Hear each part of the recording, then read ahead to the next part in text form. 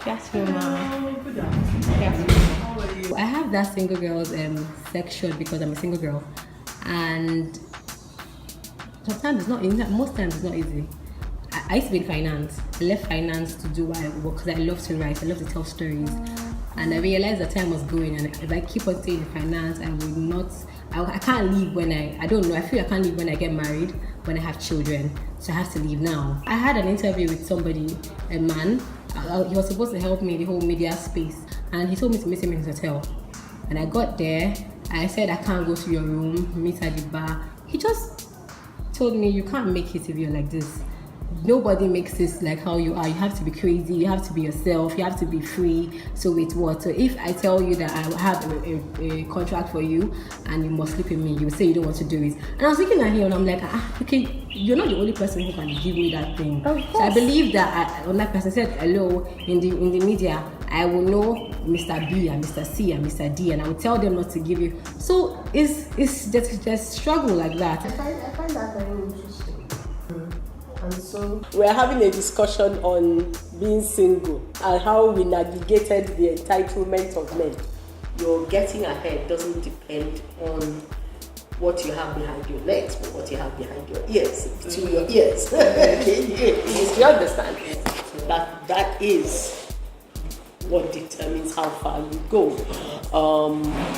So all that is used to bamboozle what you would call the dangerously naive. Because there's some people who are naive, but there's some who are dangerously naive.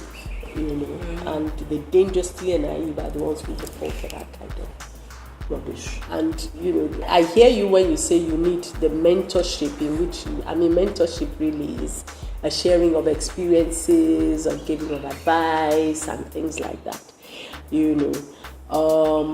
So yes, it does happen, but the decision of whether that's the way to go or not rests squarely with you. I like the idea that of what you said, that okay, all right, I'll meet you where you said I should meet you, but I'm not coming up to your room. I wouldn't even have the courage of saying I will come to your hotel. Yes, I've had a young mentee of mine. We were at a shoot, and because she's just one of these very jovial, bubbly personality. That is also sometimes misunderstood. And all of a sudden, this person that old enough to be her father, I can tell you that categorically, then goes to her, let me take you out. Luckily, she told me about it, and she said, Uncle so and so said, to meet. He wants to introduce me to people. And where are you meeting? And I said, why must you meet there to be introduced to? So this guy said, I said, no, dangerous naivety. Yes. Do you understand? Yes. It's not possible. Why would that person ask you to? One, I find it insulting, because that person knows that you are a mentee of mine. Why would he even dare? But then it just shows that some people don't even see it. It's nothing, Everybody is meat. But how's it for you? Well, it's not that bad. It's not that bad. It's not that it doesn't happen.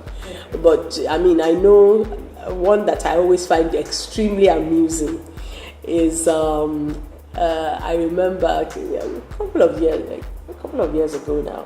Yes, it was in the last dispensation. Some governor got somebody to call and said, Governor so and so wants you to attend their function, and they will pay this, they will pay for your this, and they will pay for that, and all that, and all that. And I said, what am I coming to do? Okay, if it's to attend, yes, that tends to happen. The way he just went. So I just said, well, no problem. You know what? All you just have to do is that when you have another comparing job, let me know. And then. And you were married then? Oh, so many years. I said a couple of years ago, last dispensation. So exactly, at least I'm talking about less than 5 years ago. That I find very amusing. It sticks. It's not something that does. These are things that happen quite often. And like I said, it's the sense of entitlement. Sometimes, when you're good to guys, they kind of feel that the way to say thank you, because they've been social, it's a social. I always see it as a socialization thing, and that's not the way to say thank you. I don't think exactly. There's that, and then the other thing is the sense of entitlement, and it's like I said, it's just for the woman to just say no. But you see, there's also a trick to saying no. Okay, how's the trick? What is it? Okay. There's a trick to saying no, because some people can be very vindictive.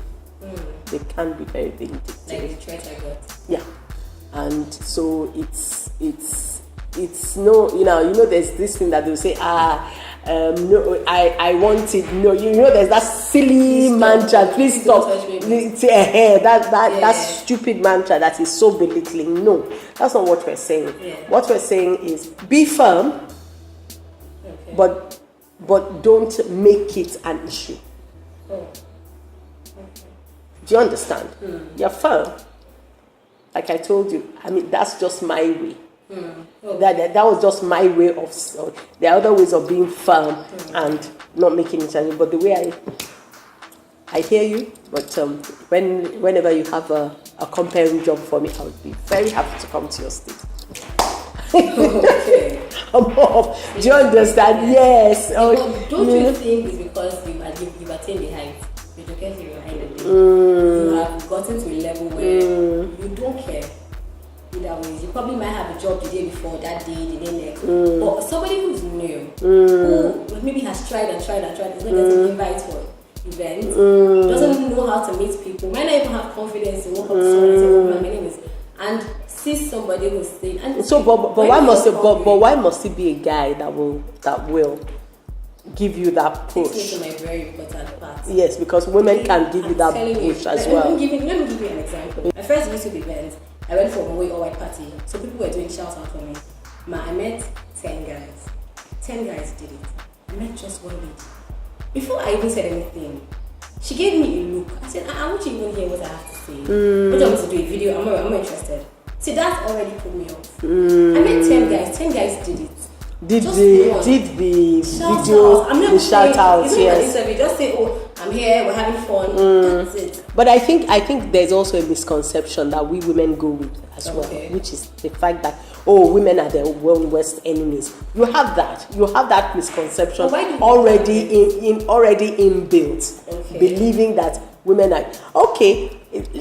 I was reading it somewhere. It was in Mo's interview where she said it's a law of averages. By the time you find out what your law of averages is it by the time you ask 10 women, one will answer? Is it 20 women? Two, one will. Yes. If I need assistance for anything, I'm likely to ask a woman. Yes, I'm likely to ask a woman. My first thought is always to a woman who either has that connection or something. Now, the fact that she will now link me to a man there's the possibility. So let's take it back before I got married. Yes, before you got married. How were you able to enter into that space? Even though now I know it's competitive, because there are a lot of people in the media and even in acting. But how were you able to enter into acting? What was it? It's not that they weren't that. My talent got me there. Yes. I was a young girl from A levels, went into my parents decided I should have a gap year, to be just to ascertain that this is what I want to do. So I went into the University of Lagos. After my A levels, I had tried to get into University of Ibadan to do theatre arts, starting from the diploma. But then apparently I was late. They had already finished and all that. So my parents, we'll just take a gap here and just give me sure that this is what you want to do. So I went. So I had an uncle, late Canon Olumide, who was then at the Open University in the University of Lagos, and he said, one of my people is Mr. Bode Osori of the Cultural Center. It was a cultural center then. They didn't have a creative arts department. They just had a cultural group that performed at various things that they did, you know. So I joined them. You know, I even had my own room in the quarters, you know, in the staff quarters and things. And we did a couple of plays. Did I get hit on? Yes, I did. You know, I was even thinking about it recently. You know, and I just laughed. I thought it was just so idiotic. And it's always some stupid hotel. Yes, you know. And I remember like the idiocy of it. And you know, here is this spray girl coming from England, and there's this person, you know, telling you. So I thought it was most amusing. But we were rehearsing for a play. We finished rehearsing the play, and some people heard about me from NTA. At them that, oh, there's this new girl in town, and you come and listen to her interpretation, her this, and she seems completely excited. So the person came looking for me and invited me to television. From there, I got invited to National Theatre. You know, so just being involved with the performing community. I got to work on radio. I got to, you know, and I was obsessed with my work. You know, I'm passionate about it. So, and at that time, we used to have recordings in NTA at night because everybody else had a day job. You know. Okay. You would do everything you want to do, and you know, and then sometimes it would be after that you then go and do the radio recording. You know, or you'd have a couple of hours sleep and then go and do the radio recording. I was working full time. Oh, right. Yeah, so, but what that did, I mean, I must confess that what that gap year did for me was to give me a lot of contacts. I had a network even before I went to drama school. Oh, okay. Yes. So you studied drama? Yes, I did. Okay. I went back to England and studied drama. Okay. How does someone build network when you don't have links? So you're just a young. You must have no. You see, the thing is that you must have links. What are you saying that you don't have links? Did you not go to school? Yeah, you do. And what if nobody? So your school. Nobody you know is in an industry, and let's say it doesn't have to be. They don't have to be in your industry. Oh, okay. They don't have to be in your industry. They will know that I think they call it the law of 7. Okay. That there will be, by the time you ask one person in your group will know one person who knows one person who knows some. Yeah, who will link you? Yes, who will link you? Oh, right. That's the way it works. That's the way it works. And if you're polite and treat everybody with respect, I think that's always key. You know, for us in our profession, I know that people used to be very surprised that I got on very well with not only the actors but also the crew. A lot of my colleagues didn't. They used to just stay with the director, the producer, and other. I used to work with everybody. It was just fun, you know, and.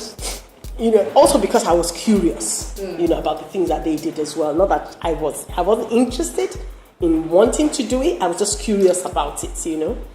And so everybody for me was you know, an important person, and that takes you a long way. That takes you a long way. Okay, so I have this friend who always says that if she hears that somebody is schooled abroad, she just gets turned off because she's like, without giving you more opportunity, more leverage. Because it feels like in this space, people would give you attention more if you schooled abroad. People having that conception that because you traveled abroad, because you schooled abroad, because you have because you have an accent. I don't see why people have that. Yes, there's a sense of privilege. You know, I mean, the school abroad, there has to be privilege involved. You know, now is that a plus? Sometimes, and sometimes it can be a minus, because what tends to happen is that the people who schooled here have a network. Okay. They have a network here that the person abroad does not have. And it can be twice as difficult for the person who comes from abroad to then reintegrate back into the That person may have an advantage of probably getting the job ahead. Yes, but Integration. integration is a totally The new different. The new To- guy. yes. And these people have known each other since they were in primary, secondary, university, or NYSC. And they just this person who just came. Yes, and they'll block you. Especially because they know that you're already getting an advantage. Advantage, So yes. they know that this I just got back. Yeah, You want to come and yeah, yeah. I guess it balances itself It out. is it balances itself out, yes. You know, so Oh, okay. So like people should not be afraid of the angle. well, I don't see why you should be. For me, I think it's that you take everybody on their own merit. If you come from abroad and you're bringing skills that we don't have, so let's share. Because I have skills that are grown from here, Yes. that we can share. So instead of being antagonistic towards each other and not learning from each other, why don't you just become a team and be stronger? Because that's the point.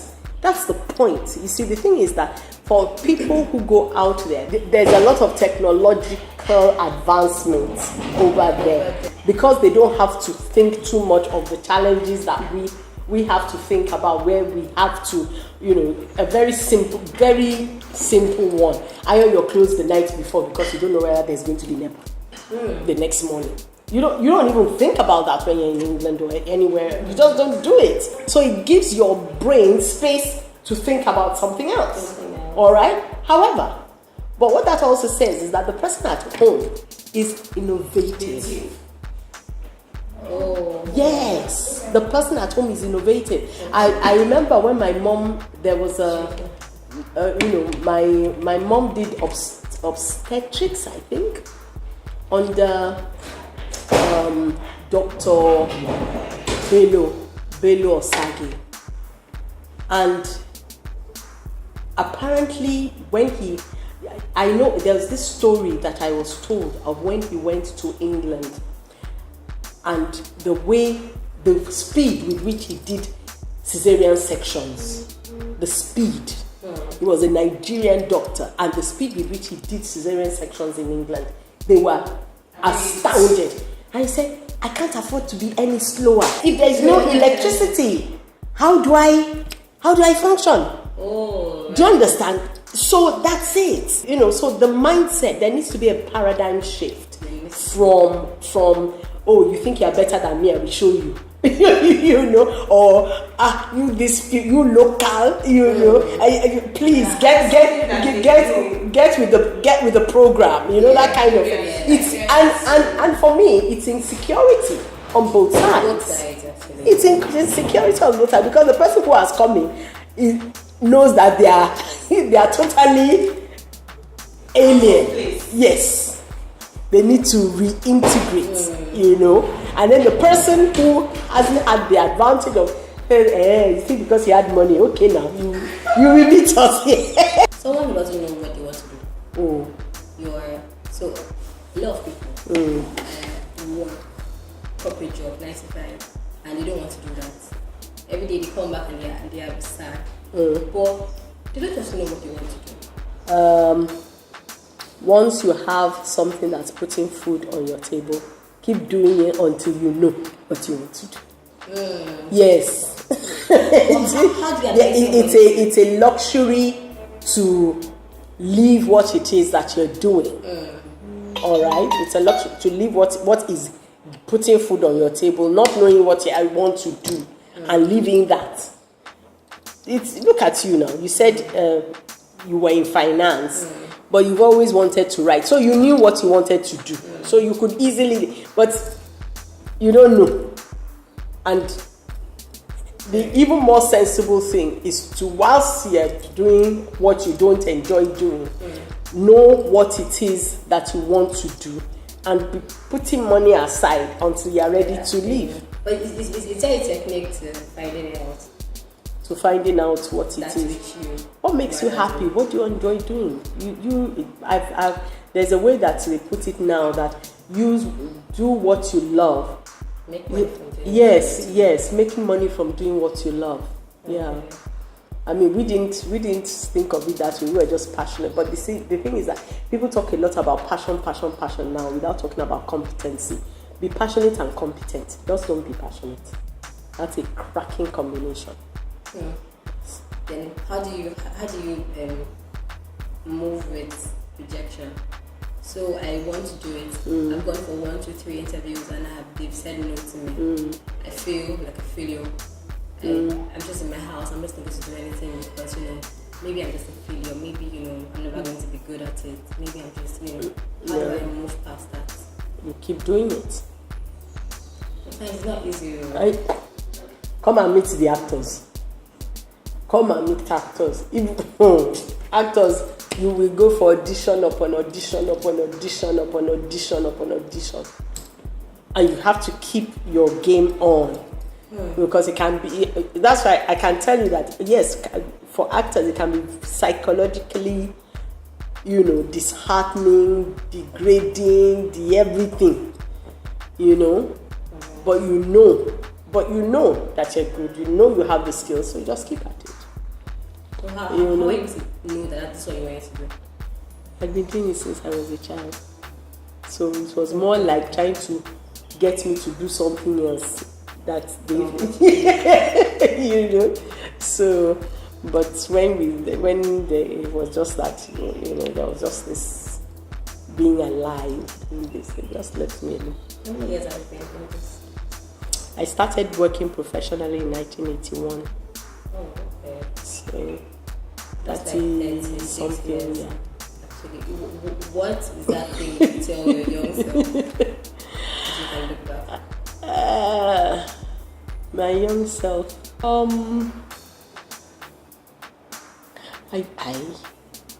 I really think I'd do it all over again.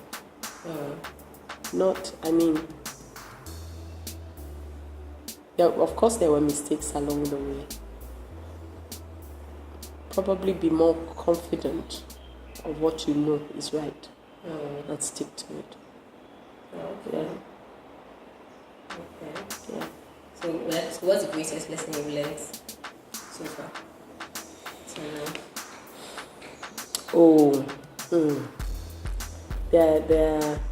I think there's it's this thing about God has my back. Yeah. God has my back no matter what, no matter what I've done, no matter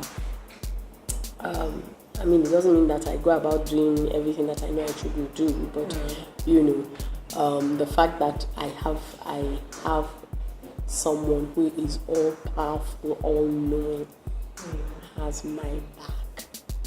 I can cry you, I can sing you, he has my back. Yeah. Okay.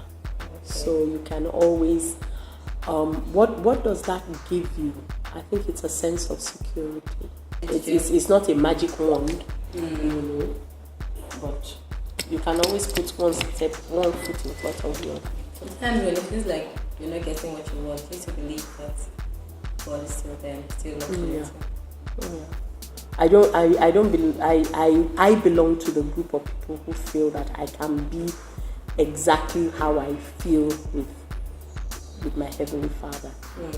So there are times I'm angry, there are times I'm, but I just know He's got my back. Yeah. Okay, so let's talk about this myth. Wife not cook. Everybody's saying, not everybody, but online, a lot of young girls who are single, who are never married yet, are making so much, like, don't make me a housewife, don't make me a housemaid, I'm your wife. What do you feel about the term? Oh, Father Lord, that is, I always get that, and I sometimes always get blamed for it because I'm always saying it. Because I'm one of those who doesn't particularly enjoy cooking. Okay. Yes, I'm one of those. I cook when I feel like it. I cooked when I had to on a regular basis, and I did it, and I liked it. Do you understand? And I did it for years. You know, when I got married, I did it for years and years. You know, because and I got to a point where it was not necessary for me to do, for me to be the one doing it anymore. Yeah. Some people say, you're not even married, so why are you even talking about right now? But some people say that makes men who read it just don't get interested in you at all. That's the lady who's writing a school outside. Well, I think I think sometimes people want to judge a woman by her culinary skills. I think the reality of a woman is that she's more than that. Just like a man is more than being a breadwinner. Do you understand? Yes. Or more than being the person who makes sure that the engine oil is working. I mean, the idea that there's engine oil in the car. So I just think it's a woman is more than that. And so if a woman can't cook, as some women can't, or a woman doesn't enjoy cooking, as some women don't, it's not a crime.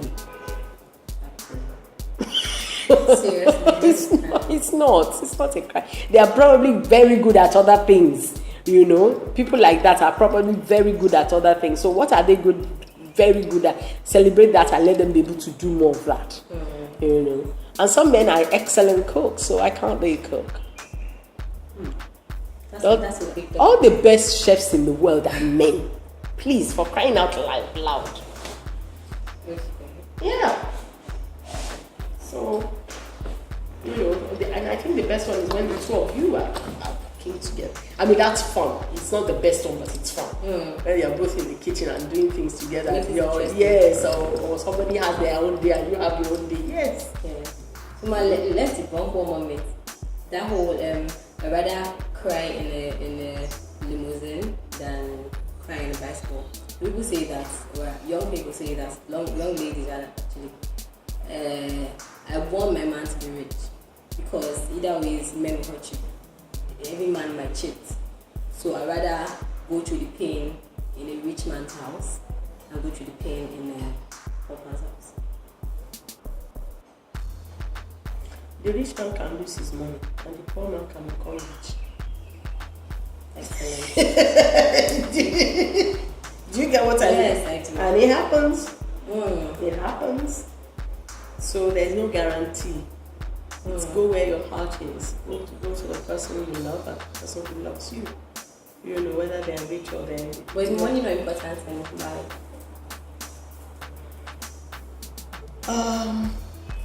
Knowing that your needs will be met is... The Bible says money answereth all things. Money is a defense. But money answereth all things, but money is not all things. Okay. Do you understand? It is not all things. So yes, it is important, but it is not the all in all. It is not the be all and end all of all things. So that the person has a potential to earn. You see that person is hardworking, that person may not have money now, but they will. And with you by their side, they're probably going to make the money quicker. Because you are somebody who is very, you know about making sure that you don't spend money on unnecessary things. Not that you don't enjoy yourselves. Yes, you enjoy yourself within the limit of your expenses. Between the limit of what you earn, yes. And you have a good time, For me, that's more important than marrying somebody with money. No, a rich man.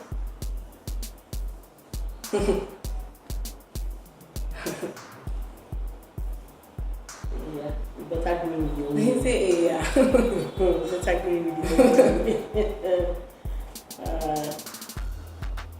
just go with. I think and then the thing is that when you marry somebody, because and also some men have that sense as well. They won't talk to you if they don't think they have enough. They their bank balance gives them a sense of having cojones to talk to you. Okay. Do you understand? Yes. To have the confidence to talk to you. And because they think that they have that kind of money, then they can talk to you and then they can talk to you anyhow. Anyhow. Do you understand? And treat you anyhow. Whereas, if it's somebody who loves you for you and you love them for them, because they will see that it is their money too that you see in them. Yes, now. Who doesn't know that because of their money that? And I don't think anybody would like to be married for their money. Just like women don't like to be married for their beauty. They don't like it. Women like to look good, but don't marry me because of my beauty. My beauty will fade. After that, it's gone. Or yellow women. The most insecure people on this earth are yellow women. I agree. Honestly, because they know that is that yellowness. After the yellowness, it's gone. So do you have one word for single people who read this blog? Well, for me, these are my musings. These are things that I've thought about in unknown times. They may be right, they may be wrong, but they're just my musing. And I may change my mind tomorrow. So don't make it gospel. Yeah, if I find a good reason to change my mind, I will. Yes.